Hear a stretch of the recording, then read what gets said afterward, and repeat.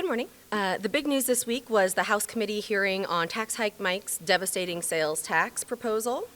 During the testimony Tuesday, support was limited to the usual far-right groups, while opposition was fierce and the response from Missouri's business community was tepid at best.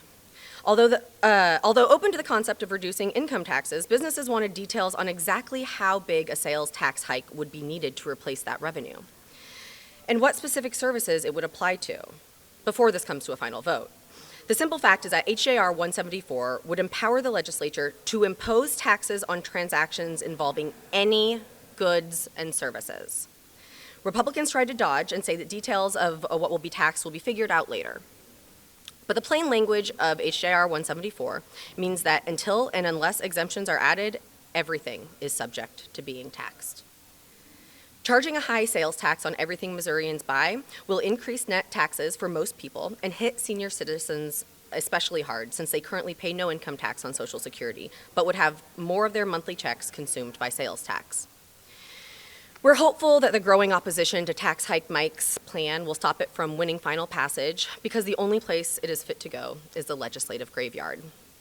Speaking of bad ideas, the temper tantrum Senate Republicans threw yesterday that canceled the state of the judiciary is behavior you'd expect from toddlers, not elected officials. If Republicans don't like the court striking down unconstitutional legislation, then Republicans should stop passing unconstitutional legislation. It's that simple. Now they're rattling their toy swords about messing with a nonpartisan court plan to undermine judicial independence. Good luck with that. The last time they tried, in 2012, voters absolutely destroyed it with an astounding 76% against. The same fate awaits if Republicans try it again. I am happy to take questions. Can you clarify what you were saying Republicans would try again a little bit in terms of making the courts lose their independence and basically become partisan hacks? The Missouri Republicans have long proposed a bill to undermine the nonpartisan court plan, which has been dubbed the Missouri plan because other states have followed, because it is such a good way to approach the judiciary. For several years, we've seen bills filed to undo that here in Missouri, and it sounds like this week they are excited all over again to go after it, but I just don't think that they'll have any success. Can you comment a little bit on it? By the way, Yeah. any other questions? Are there any questions from the press? Can you comment on the Department of Social Services asking lawmakers to, basically, they need more staff. They need more staff to try and stay out of federal trouble, basically. I'm just curious what you think of that. Could you be more specific?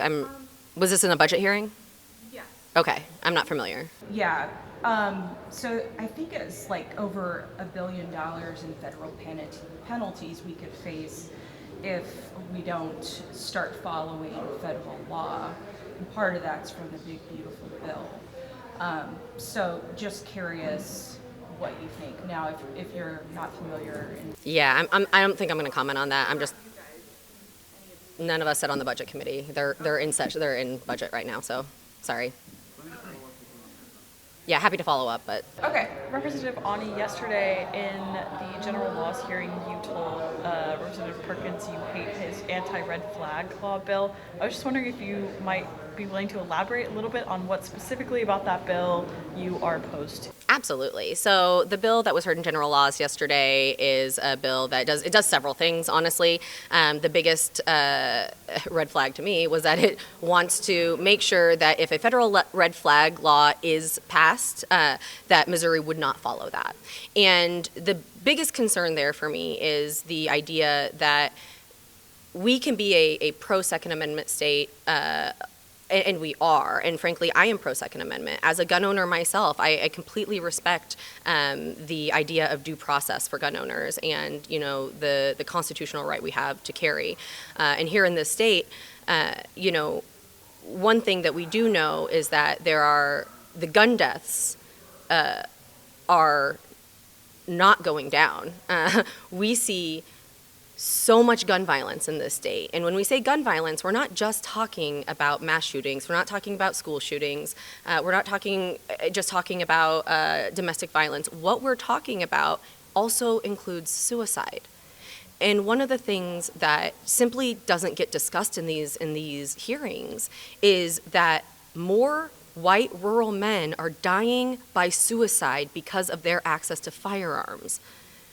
When someone is in a mental health crisis and their family doesn't have the ability to remove those deadly weapons from them, we have to have a mechanism in place to keep not only that individual safe, but the folks around them. And the idea that we would just put a complete moratorium on that in the off chance the federal government passes it is really concerning.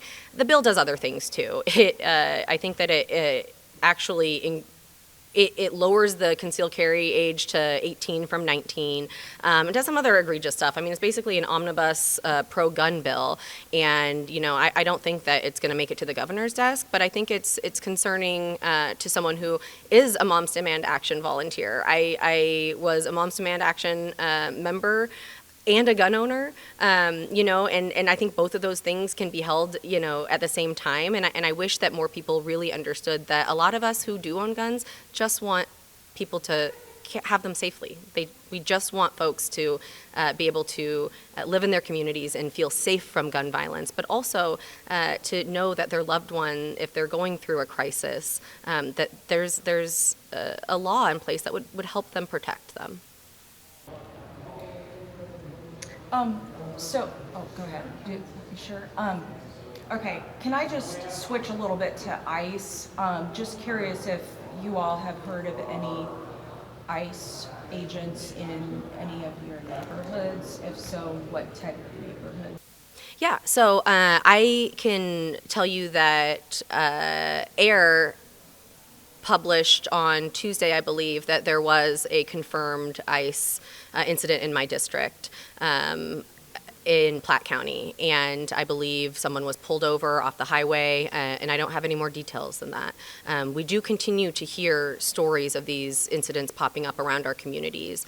I will also say that some of us are also concerned by the misinformation that is going out, or the folks who, are reporting things without confirming them, right? We had an incident in Clay County recently where something was unconfirmed, and we ended up, a lot of folks were sharing things that weren't true, and Sheriff Aiken came out with a statement to really explain to the community what the sheriff's office knew, what they didn't know, and that's really useful. And so I've encouraged my members to stay connected with their local law enforcement, and community organizations, especially folks that have boots on the ground, who are working to help protect folks and make sure that our federal government is not infringing on our civil liberties here in Missouri. We're getting to the stage of session where bills are now being placed on the calendar to be debated here on the floor. What are your roles? What are you looking out for? What do you think is going to happen the next couple of weeks? And what are your priorities?